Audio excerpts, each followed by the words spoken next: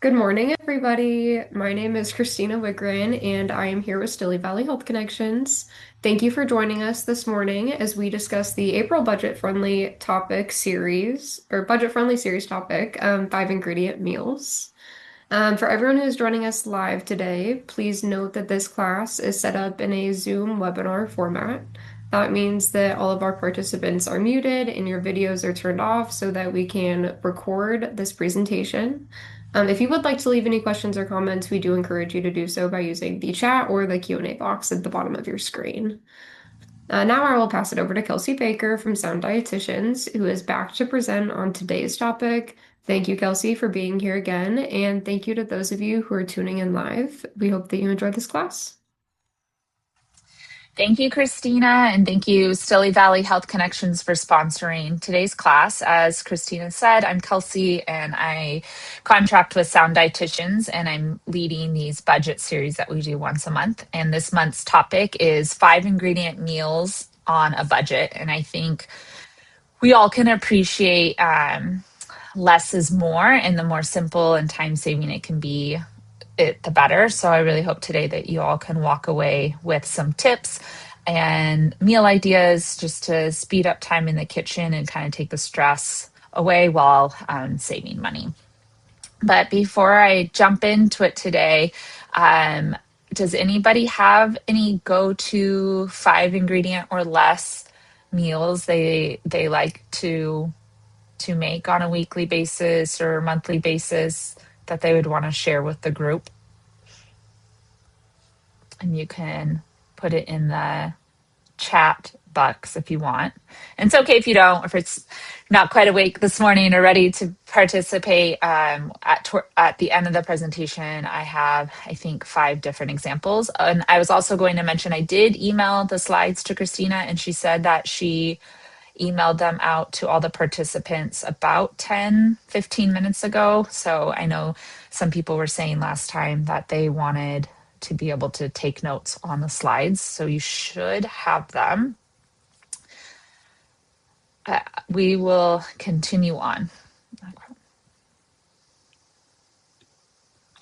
So what we'll cover today in about the next 50 or so minutes, we're going to start with a foundation of building a balanced plate and what that looks like. I really like to base mine off of the Harvard Healthy Eating Plate.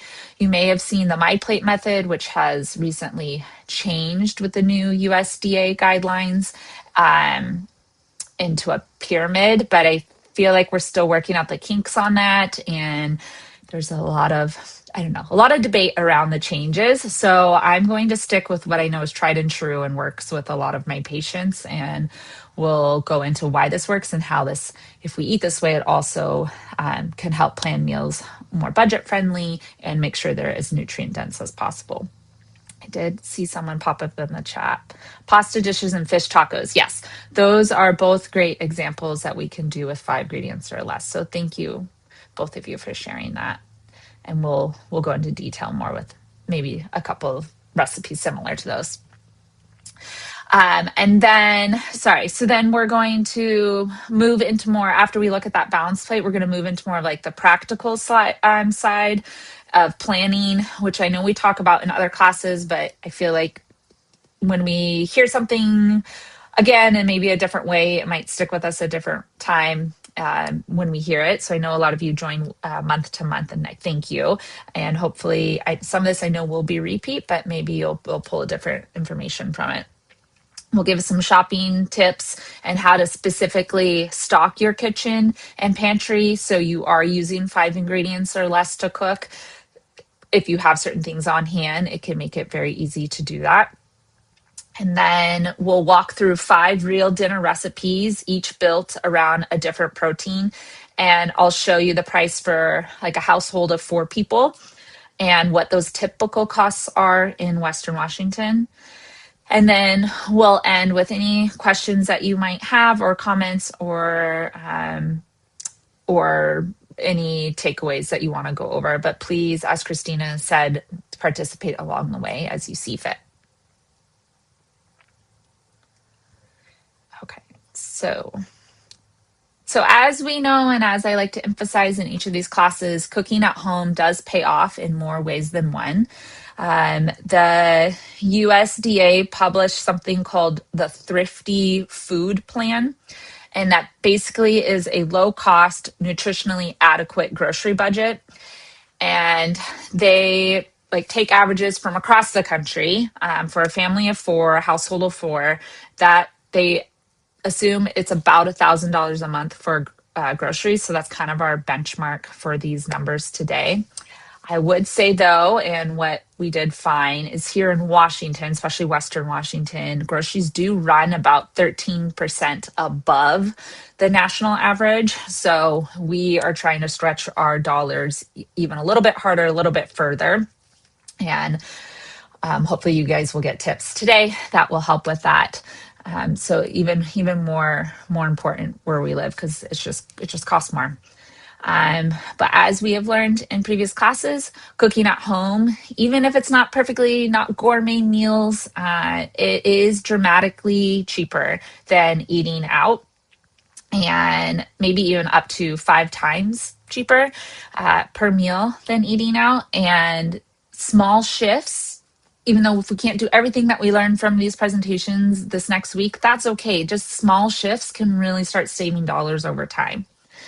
And also, when we're eating from home and making our own meals, as you know, we can control the ingredients that are going in and make them more nutrient dense and just better for our overall health. So, the big idea that I want you to leave with today is that you don't have to be a cook, you don't have to be a chef. You can even be slightly uncomfortable in the kitchen and it can be awkward, but we can find simple ingredients, more budget friendly, cost effective ingredients, and we can build these small meals fairly quickly to save money and increase the nutrition. Okay, I think I saw something pop up here. So, the small, repeatable habits, as with anything, a plan, a short list, a few flexible recipes saves the most money over time. So, as I mentioned, I use the Harvard Healthy Eating Plate model just because they place a little bit more emphasis on like the quality and where we're sourcing these different food groups from. And then they also don't make it seem like you have to have a dairy item at every single meal. I know a lot of people can't tolerate dairy, and we also don't need 3 to 4 servings a day. I would say maybe 1 to 2 servings if you can tolerate it to meet like your calcium needs. But there's other ways to do that. So for today, this is what we're going to focus on. And just as a reminder of how this works. So if we were to divide our plate down the center line here, we have vegetables and fruit on one side. You don't have to have fruit at every meal. Either this whole side would be filled with vegetables or vegetables and fruit, or maybe I know when I'm talking with patients one-on-one, sometimes it's just fruit, like in the morning breakfast. It's just kind of our routine. And then we make up those veggies with snack and the other 2 meals later in the day. Then we have 1/4 of the plate as our whole grain. And this is the focus word here is whole. We want to look for that when we're reading ingredient decks and labels to make sure we're getting that whole part of the grain and it hasn't been stripped away. Because when that happens, we're losing out on fiber, B vitamins, and other nutrients. So we're always trying to choose whole grains when possible. Also, with the Harvard Healthy Plate, I know potato is technically a vegetable, but the way that it works in our body, we would probably put it over in this grains section and treat it more like a starch, and then do more of our colorful vegetables over here. And then last but definitely not least, our protein part. And this can be beans, fish, poultry, eggs, tofu, nuts, many other things. But we want at least 1/4 of our plate to be protein.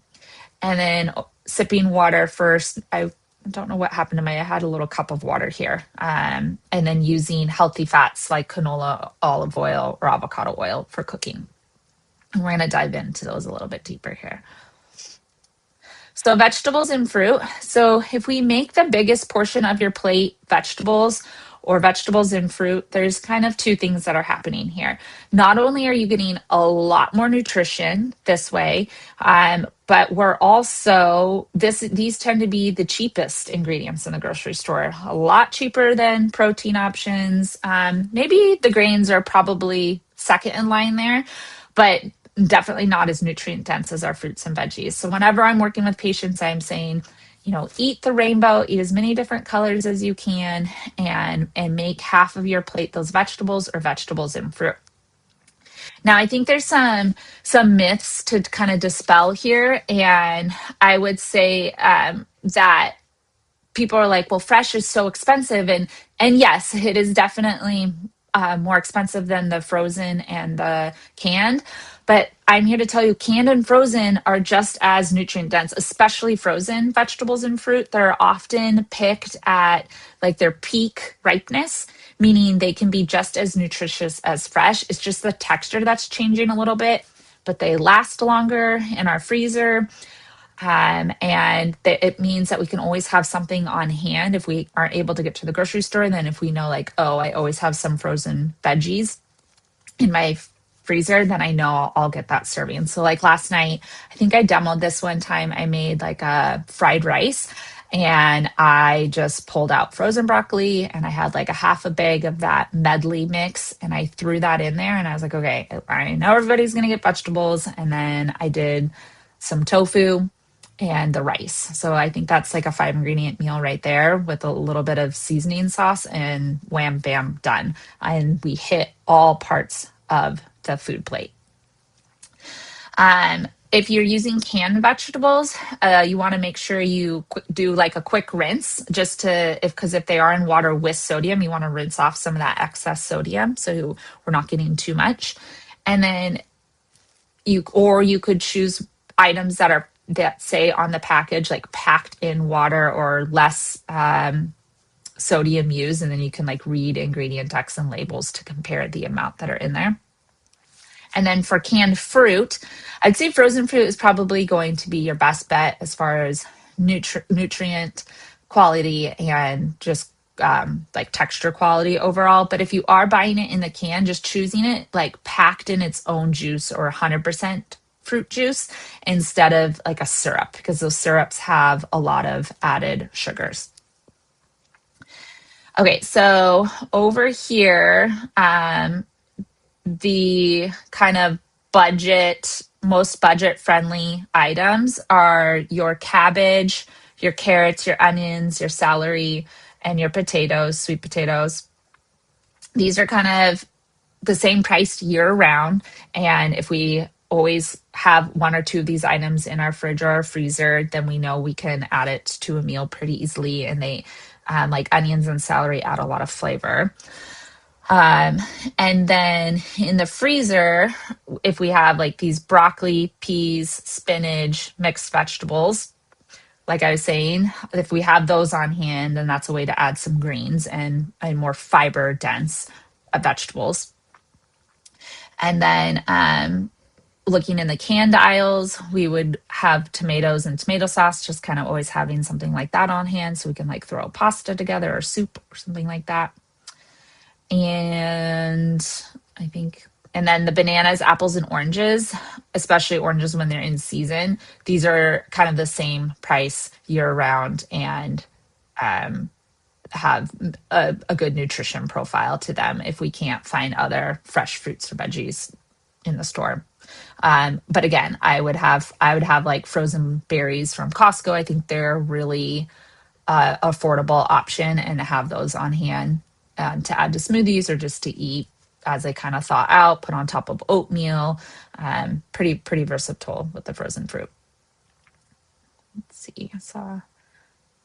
Is sweet potatoes considered a veggie or grain? So yes, potatoes are a vegetable. And I see what you're saying. Like if you would put them over in that column of the plate, I probably still would, even though we could get really deep into this, but the glycemic index, like the amount it raises your blood sugar, is maybe not as much as a regular potato. It's still more in that starchy realm. And yes, they are a little bit higher in vitamin A because of that orange color, but I would still put them in that grain part of your plate and then use other vegetables for the other half of your plate. And then how often should you consume grains? So I think the recommendation is about 2 servings. One, I usually tell patients 1 to 2 servings a day, so you can make that part of your lunch or part of your dinner. It doesn't have to be grains. Again, it can be the potatoes. It could be, yeah, the rice, quinoa. Uh, well, I think I go into that the next slide. Hold on, I'm jumping ahead. But as far as Debbie's question for like the sweet potatoes, I would put that kind of more in that starch grain section, and then use other vegetables for the other half of your plate. And then let's see. Okay. So choosing whole grains over refined grains whenever you can. This is the quarter. So we're doing brown rice, wild rice, oatmeal, rolled oats, whole wheat pasta, whole wheat bread, whole wheat tortillas, quinoa, barley, bulgur, and even popcorn. We just don't want to saturate it in a whole bunch of butter and excess salt, just a little bit here and there. And then our refined grains that we maybe want to do in less quantities. I'm never an all or nothing person, but just being mindful of the amount of white bread, white rice, regular pasta, sugary cereals, pastries, cookies, white flour crackers.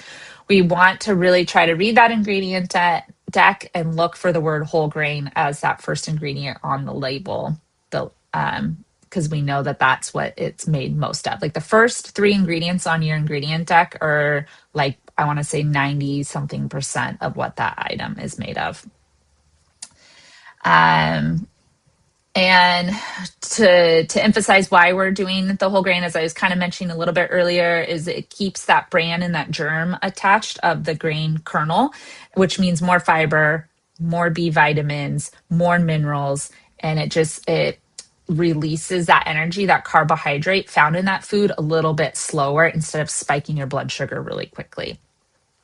And as far as budget, since this is budget class and we're thinking budget, when we're buying like the grains in the bulk section, it's very cost effective.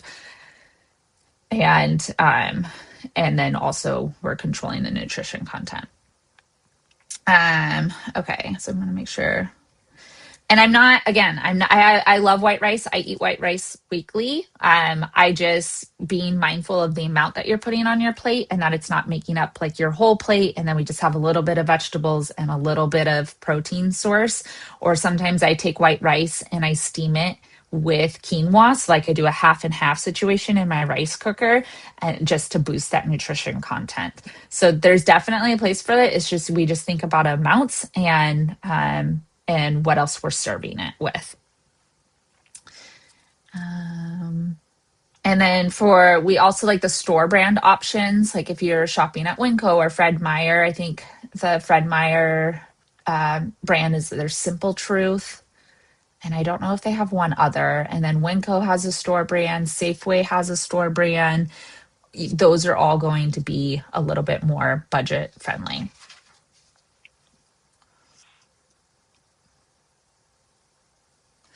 Yes, nutritional yeast on popcorn is delicious. We do that a lot in my house too. And then um, nutritional yeast is high in B vitamins. So there's a great nutrition component to that.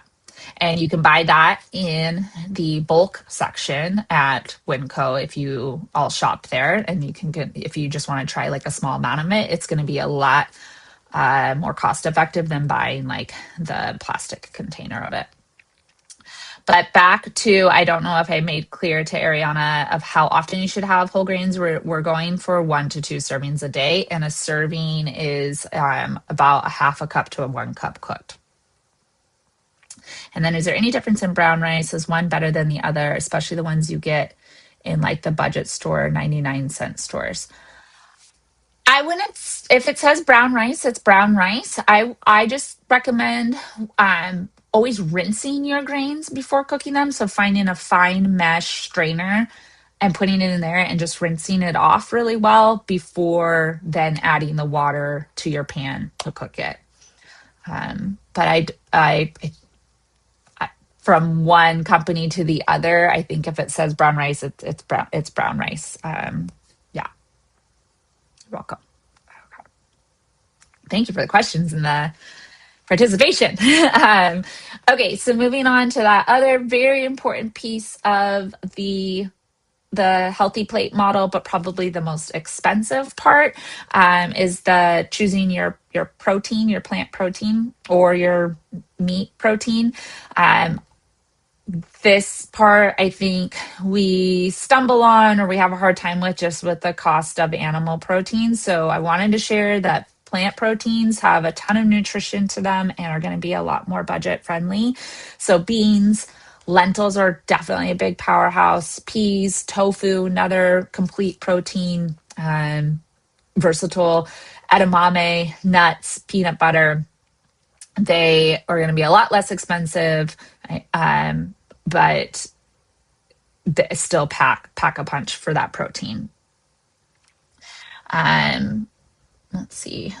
Beans and lentils are kind of the most for dollar to dollar, like ounce to ounce amount of protein that are in within it are going to be your biggest bang for your buck.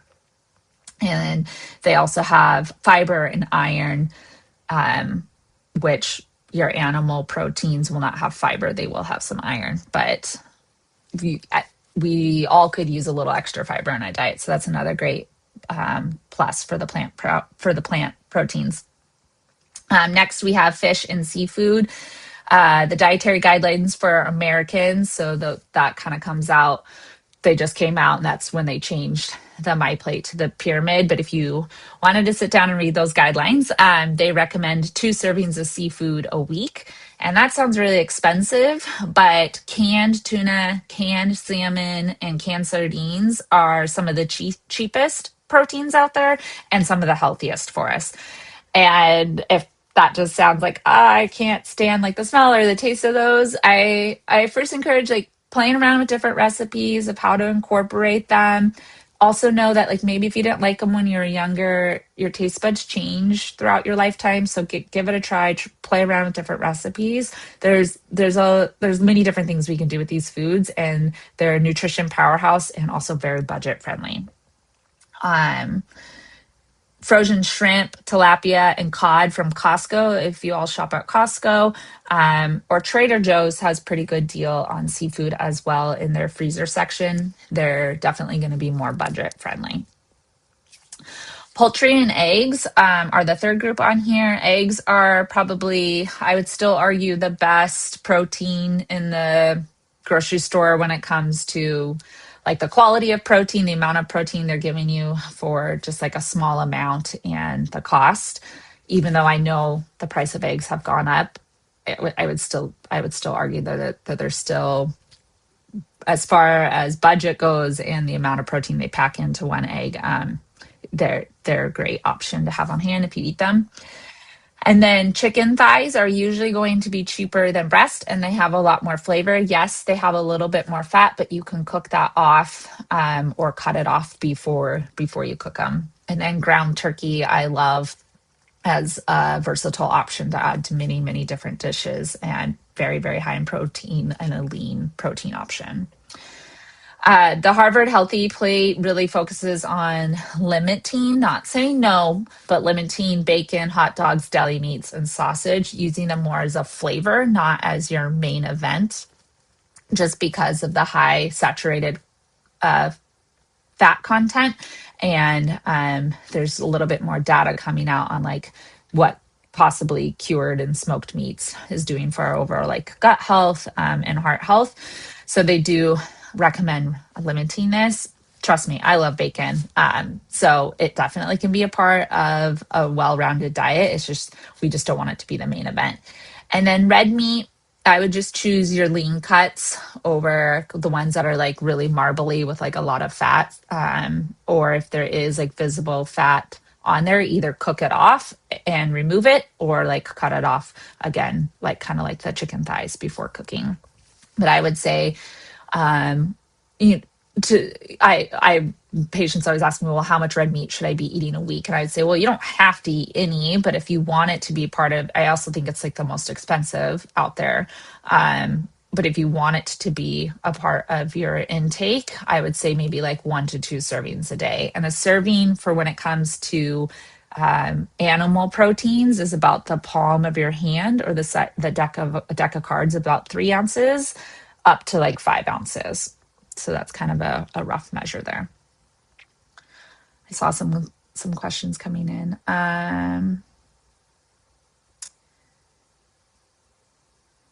Is it better to buy fresh tuna?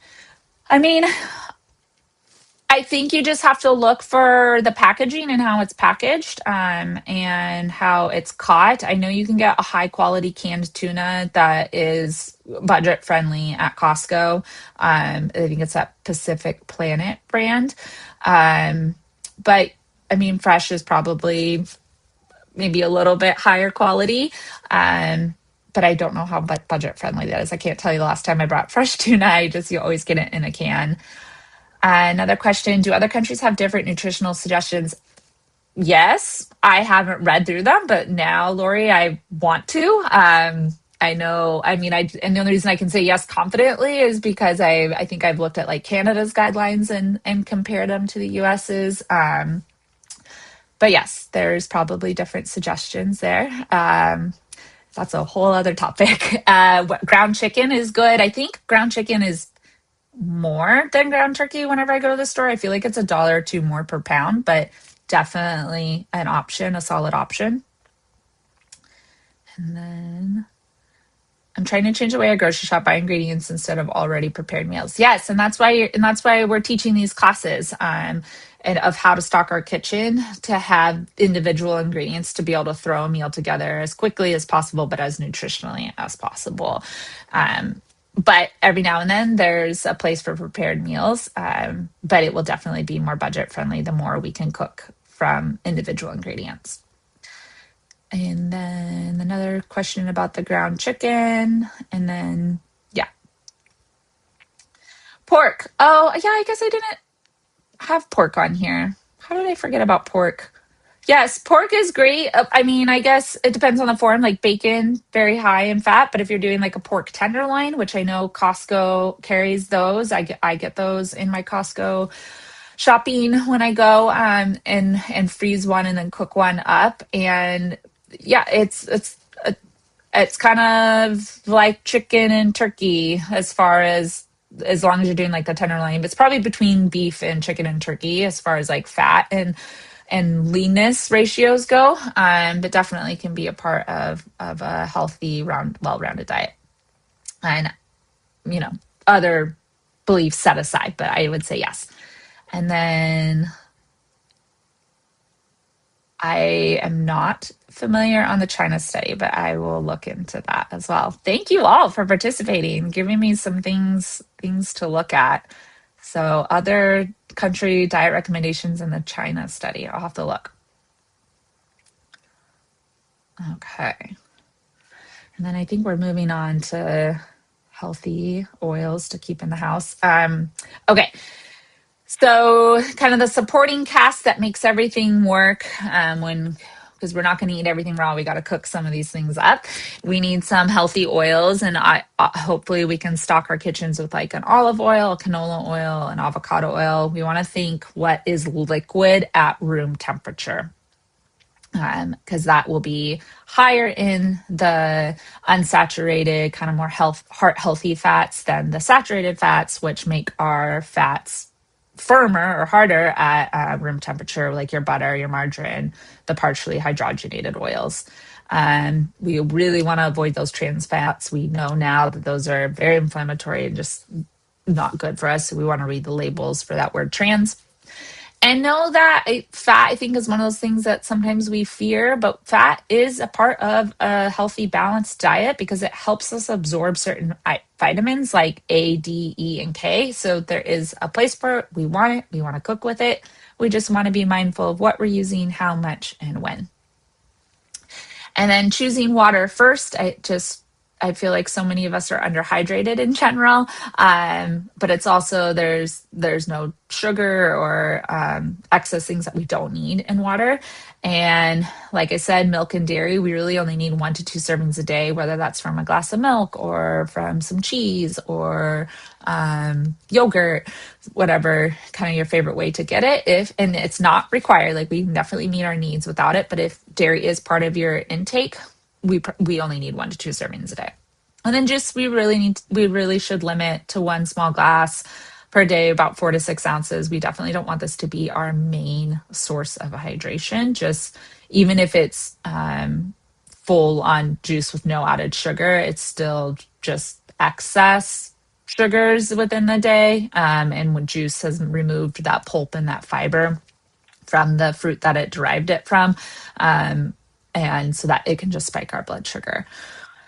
And then trying to skip sugary sodas and energy drinks as much as possible.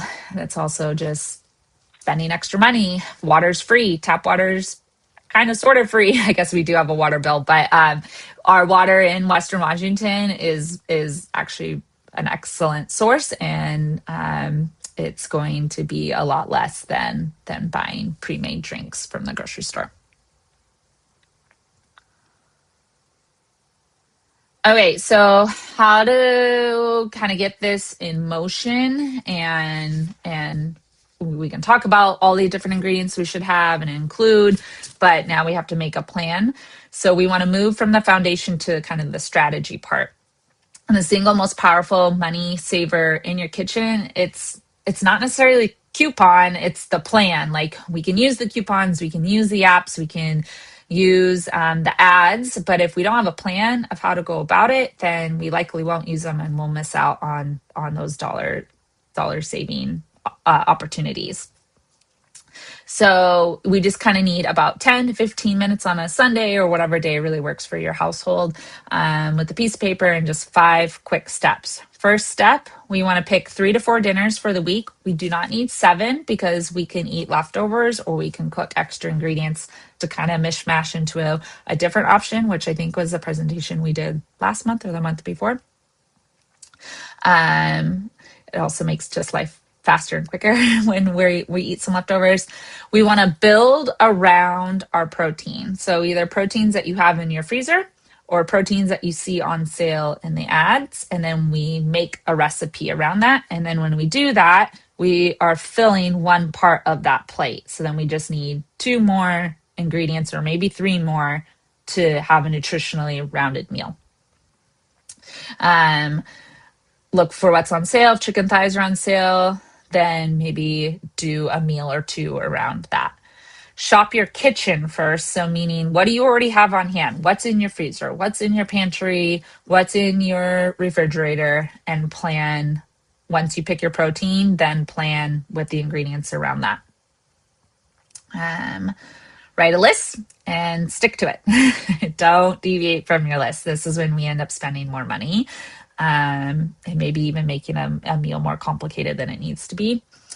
Plan a flex meal, so a cheap, fast safety net for the night when the plan falls apart. So that might look like scrambled eggs and toast, or like boiling up some pasta and throwing like canned tuna on top of it, which I think I do have a recipe of something similar to that towards the end. But something that you kind of know you always have on stock, that if you're just ran out of time or you are missing one of the ingredients that you feel like you really need, then just have like a safety meal on the back. And then that's it. And then you'll probably save about $20 to $50 a week by putting some time of planning and like thinking ahead than trying to come up with a plan at 5 o'clock on a Wednesday night. Okay, I see some participation coming in, so I'm going to pause here.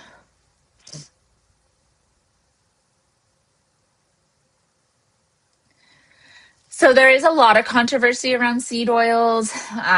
We are finding, I think the research is still kind of young on it, of them being more inflammatory. Sesame oil, I think, is definitely a good option. It just has a pretty strong flavor, and maybe not as many heart healthy components to it as like an olive oil or an avocado oil or canola oil, but it definitely can be in the mix. I tell people try to cook with a couple different oils if you can. Um, the cookbook called Plant You teaches you to how to not waste. Oh yeah, I think I mentioned some of her resources and her website. And then yeah, thank you for sharing that resource. She has a lot of really great stuff of how to not waste anything. Okay. So how to be a shop smarter or a smarter shopper, shop smarter. So where you shop matters and how you shop matters more. So different stores are going to have different strengths. You don't have to shop at one place, although I know there's a time component here.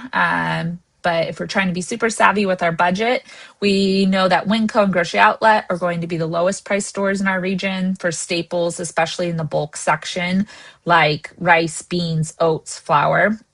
Their bulk section is unbeatable.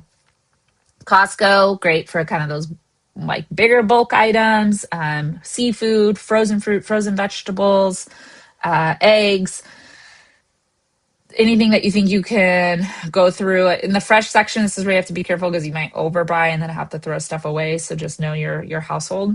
Fred Meyer and Safeway are best for like weekly ads and sales. So just kind of peeking through there. Loading the coupons up on your apps is the way you're going to save the most money. And then Trader Joe's is great for like some of that pre-made stuff that's already like pre-chopped or pre-washed, and some seafood items.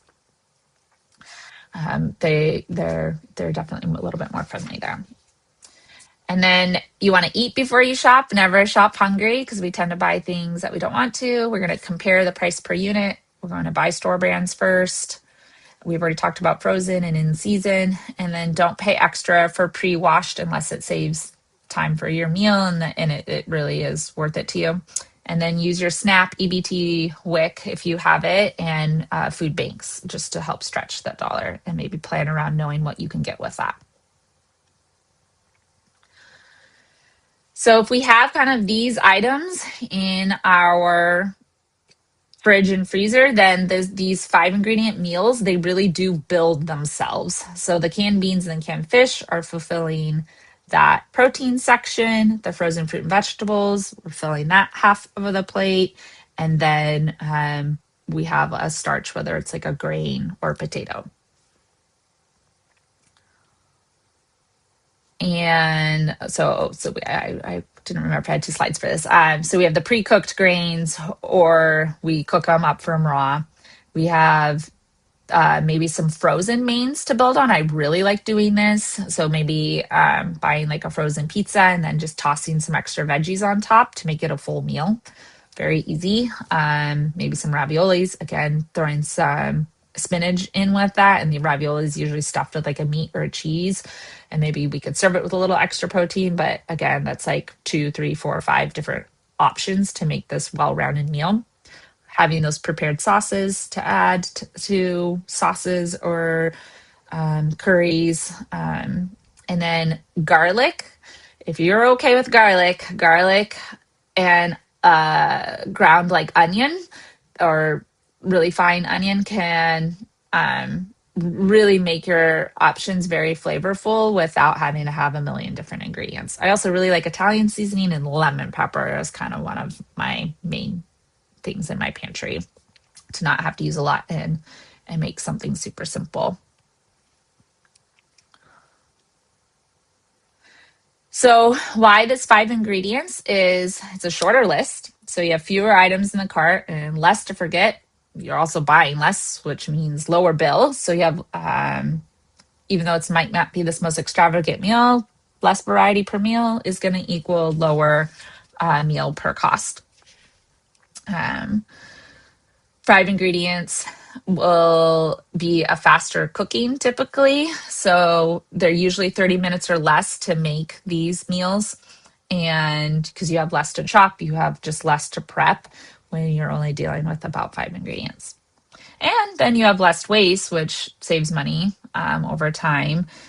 when ingredients show up in multiple recipes, like a can of beans, a jar of marinara, a bag of spinach, you finish them before they spoil if we can use those in multiple places, and then we're not throwing away money. So the rule, the five main ingredients plus pantry basics, salt, pepper, oil, water, and then you're throwing that all together to make the meal. So like water would be to boil up the noodles. I don't even know if I'd really count water as an ingredient, but if we're going to stick to this. So now this takes us to our examples, which I think is everybody's favorite part. So I think I did a cooking demo on this a couple of months ago, but another name for it is shakshuka, but it's basically baking the eggs in a tomato sauce and then adding whatever veggies you want to. So this example, we have eggs in our refrigerator.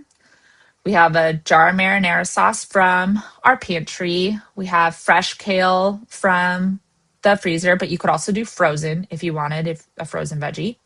And then we have our whole wheat or crusty bread, that whole grain crusty bread.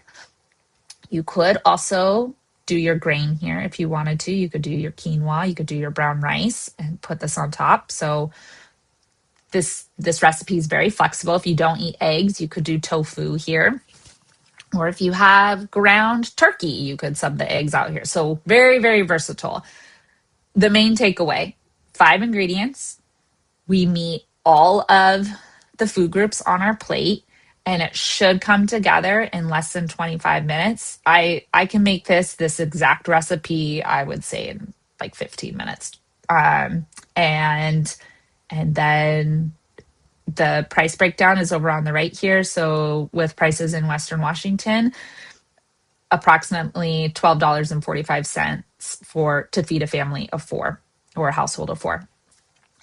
You could also swap out the frozen chopped kale or spinach is about $2 and it saves 5 minutes of prep time. So instead of getting it fresh, it could be a little bit cheaper and then a little bit faster. So anyone make a recipe like this? What would your swaps be if you were to do this? If you didn't get the email, you could take a screenshot of this if you wanted to. Okay, we'll go on to the next one. So black bean fajita skillet. I think someone in the beginning, when I asked about your 5 ingredient or less meals, someone said tacos. So similar. This is just warmer. And then our protein is, in this example, the black beans that we're draining and rinsing. And then we have our frozen bag of like the fajita pepper onion mix. We have keeping some seasonings on hand. You could either pre-make these or just buy a couple of those packets and then just have them there. You have your 8 corn or whole wheat tortillas and then some shredded cheese, and the cheese will add some extra protein to this. But if you don't eat cheese, you could just substitute salsa in there. You could do shredded lettuce, like a different veggie. If you want to add like extra protein, you could like do brown rice or a different whole grain in here. Because our whole grains do have protein in them. I would say quinoa has the most per serving, but yeah, this is again another very, very flexible recipe. You only have 5 ingredients, and as far as cost goes, for feeding a household of 4 is about $13.50 when we break it down.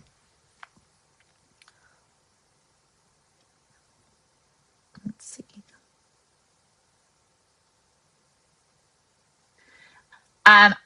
Yeah, I would not say cheese is not healthy. We just don't want it to be like our main event. It's just if you don't eat cheese because you digestively you can't, or you practice like a vegan diet, there are other options we can throw in there. Or if I would yeah, I would say cheese is completely okay, because we're like sprinkling it on here where it's not like our main source of protein here. Does shredded cheese have plastic in it? Yeah, it's so hard. I hear there's so much like on socials. I'd have to like really dig in, like where this information. I have heard that. I'd have to dig in to see if this is a true, like we have found this. I don't know. I'm gonna say I don't know, Lorna.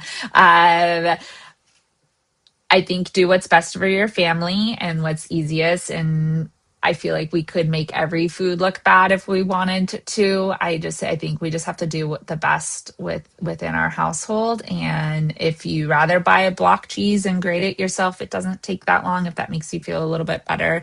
Um, but it's hard to know. It's hard to know. Okay.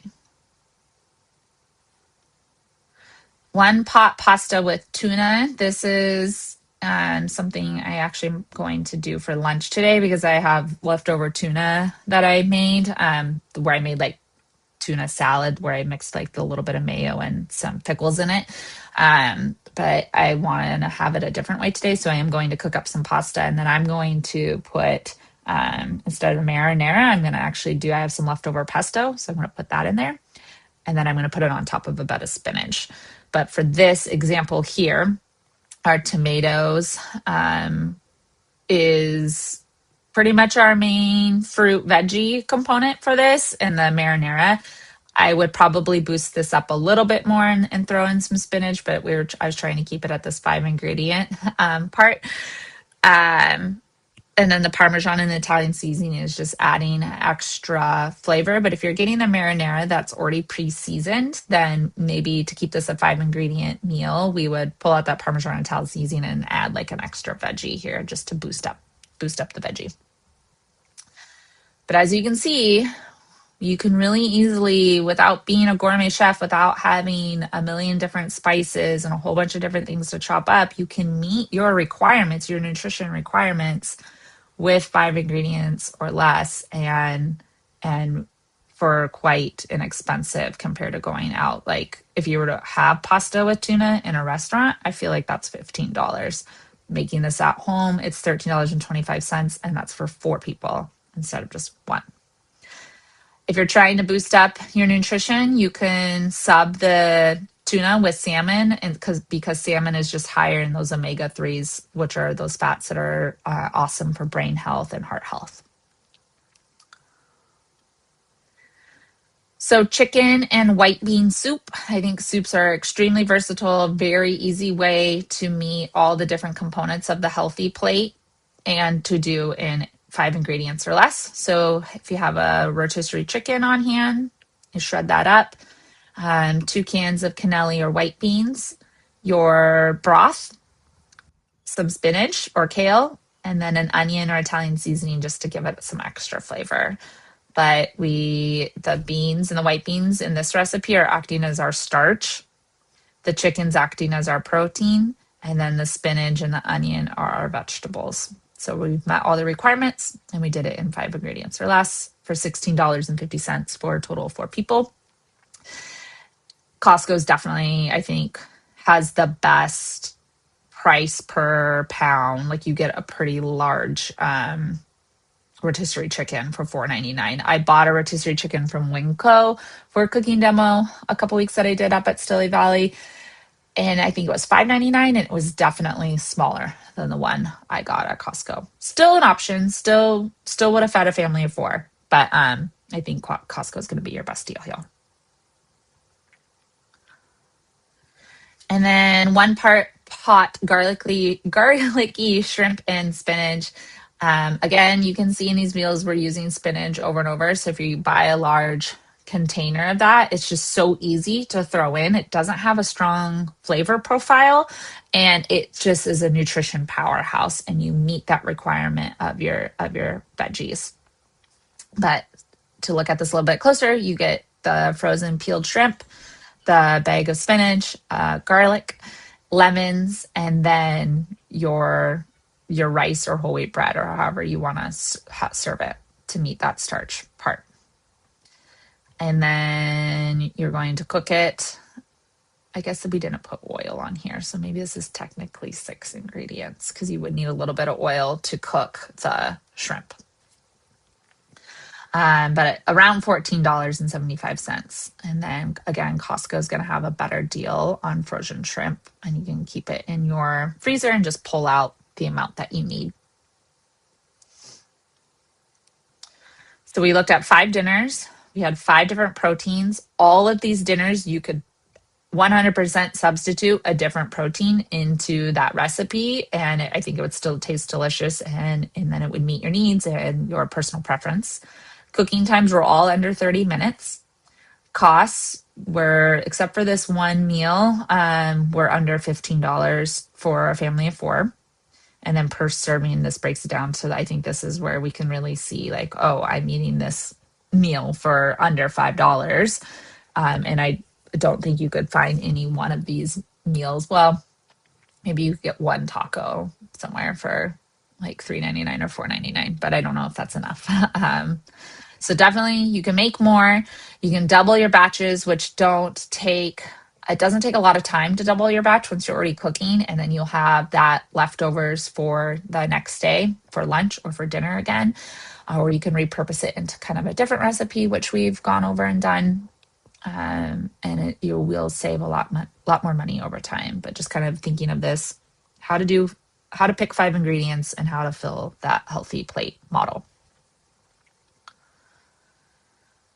So to kind of recap or stretch this out a little bit further, we want to cook once, eat twice. Oh, I got ahead of myself. Doubling the recipe.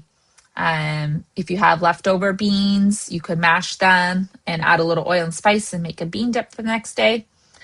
Chicken, we can stretch, especially rotisserie chicken, and you can put it in many different options. You can put it on top of a whole grain, like make a whole grain bowl. You can put it in soup. You can wrap it in tortillas. Put it on top of a salad. Like so many different ways you can use a rotisserie chicken. I already covered the grain bowls. And then soups and stews. And then, if you are doubling your batch, truly doubling it, you could, if you aren't a person that likes to eat the same thing twice in the week, you could freeze part of that and then use it for the following week or a couple weeks later. So 5 things I hope you can take home with you today is building a plate. Think half of your plate is veggies or veggies and fruit. 1/4 is your whole grains or starch component. And then the other 1/4 is your protein option. And then we use some oils and drink water throughout the day. And then if we have these kind of components stocked, then it's really easy to build these 5 ingredient meals. We want to plan 3 to 4 dinners and then add a flex meal, just that we know we always have on hand to make life easy. And we can save a lot of money that way. We want to stock our smart staples, so our canned beans and fish, our frozen veggies and fruit, our pre-cooked grains, or I feel like you can cook a whole bunch of grains up and that will be even less money, and some dried sauces. Use the 5 ingredient rule. Salt, pepper, oil, and water are free, kind of, sort of. I mean, they go a long way. And then you pick 5 other ingredients to make the real meal. And then you cook once, eat twice. We talked about that. But hopefully this helps you all kind of, I don't know, inspire you to think like, okay, I don't have to make this gourmet meal to meet my nutritional needs, and I can stay within budget, and there's a lot of versatility. And these are just different resources that I used for the presentation today. Definitely great websites to visit if you're looking for some inspiration or have some questions. Especially for food access, I think knowing what you can get with these different benefits and planning meals around that definitely can help your budget go a lot further. Okay, and I think a few questions came up. Okay. Is there a recommended marinara sauce with less added sugar that tastes good? I honestly just buy canned tomato sauce, and then I add like my seasonings to it. Otherwise, I just compare. I don't know that I have a brand that I could be like, yes, this is the one. I think you just have to compare labels and kind of see what is your preference. It's kind of subjective. But I do just like to buy the marinara sauce, and then I can control how much salt I put in it, maybe some Italian seasoning, maybe like a little maple syrup if I'm trying to get some sweetness, or like balsamic, and put it in there. But I know that kind of goes outside of this 5 ingredient meal. I have shopped at Trader Joe's and have had their like premier, like the Italian ones. So whenever I'm like reading for a quick grab and go one, I'll do like Italian style marinara, and then I make sure like it says like less sodium or half the amount of sodium. So I'm just trying to get the ones with lower salt. But I usually do like the Italian version just because I feel like that's what everyone in my family like instead of something like spicy. I recently saw dandelion stems as an alternate for spaghetti. I have not heard that nor tried it. I do know dandelions have a lot of nutritional benefits. I would not recommend going and picking them from a random field because I don't know what's been on them. But dandelions they have a lot of great benefits to them. I don't know where we could buy dandelion stems, but I'm very curious about this. I do a spaghetti squash and use that as my noodles sometimes. So cook up the squash and then like shred it with a fork. So that would be an option. Um, yeah, Trader Joe's has a great whole wheat, whole grain pasta, spaghetti pasta. And then the cookbook that I think someone earlier mentioned is this by this gal called, she does this, what is Plant You, I think is what it is. Um, we do what the webinars, well, this budget webinar once a month, but I think there's some other ones. Christina probably could answer that better than I can.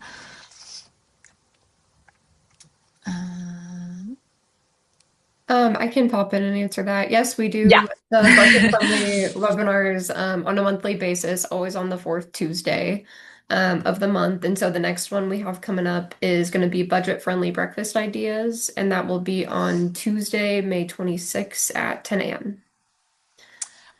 But do we do any other, or do you, not we, because not me, but any other webinars, like nutrition So related webinars? yes, we will have a one-off on the impact of nutrition on sleep health, and that class will be in May as well. I don't have the exact date off the top of my head, but aside from that, we will take the summer off from additional webinars, and then we'll be back with some more one-offs in September, October, and November. Okay. Okay, you guys were so interactive today, and I really appreciate it. So thank you. And sharing tips with others that helps, and um, cookbook recipe ideas. Those are all great. And then since you all have the PowerPoint, really look at that last slide for additional information or resources. Perfect. Thank you guys. I will just let everyone know that as you leave today's Zoom, there will be a quick 6-question survey that pops up on your screen. And so we would love it if you can leave any feedback or if you have any suggestions for future classes. We always love to hear that. And so we would appreciate anything you have to offer. And then also, I will send out the recording after the class. And I'll make sure to include the registration information for upcoming webinars for anyone who's interested. All right. Thank you, Christina, and thank you, Stilly Valley. Thank you, everyone. Have a good rest of your week. Thank you, Bye. Kelsey.